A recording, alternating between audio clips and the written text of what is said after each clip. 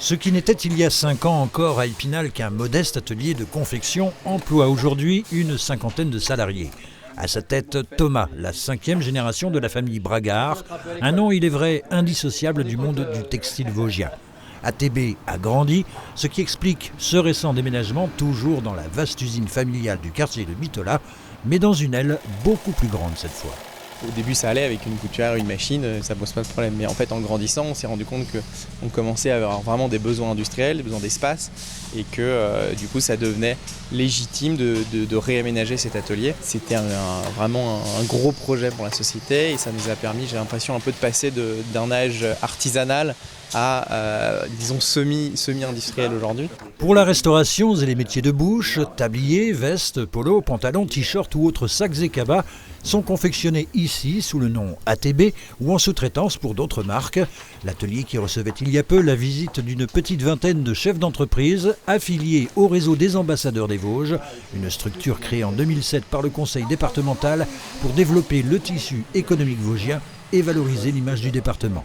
On a senti il y a plusieurs années que c'était très important que les entreprises se connaissent les unes avec les autres. Au lieu d'aller chercher parfois des entreprises à l'autre bout du territoire ou même en Europe, parfois dans un rayon de 30-40 km, on a peut-être un sous-traitant en mécanique ou aujourd'hui il y a une entreprise du textile qui est capable de répondre à nos besoins. Quand on est dans sa société, on manque parfois d'ouverture et le fait d'une part de pouvoir visiter d'autres sociétés et de voir justement quelles solutions ils apportent face aux problèmes qu'ils rencontrent et qu'on rencontre souvent également, ça permet vraiment d'avoir une vue d'ensemble et de voir d'autres choses et de trouver des solutions et de s'inspirer de ce que font les autres.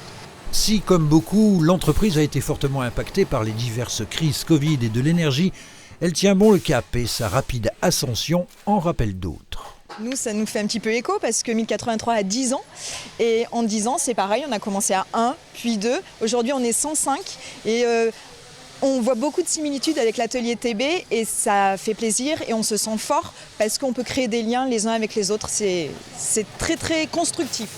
Démarrer fort, c'est bien, aller loin, c'est encore mieux. Ce pourrait être la devise de l'atelier qui recrute en permanence, mais non sans problème.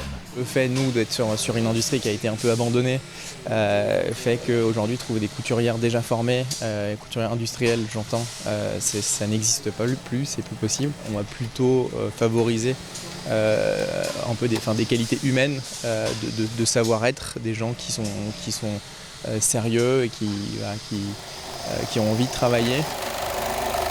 ATB dégage aujourd'hui un chiffre d'affaires de 3 millions d'euros et vise les 4 millions d'ici la fin de l'année.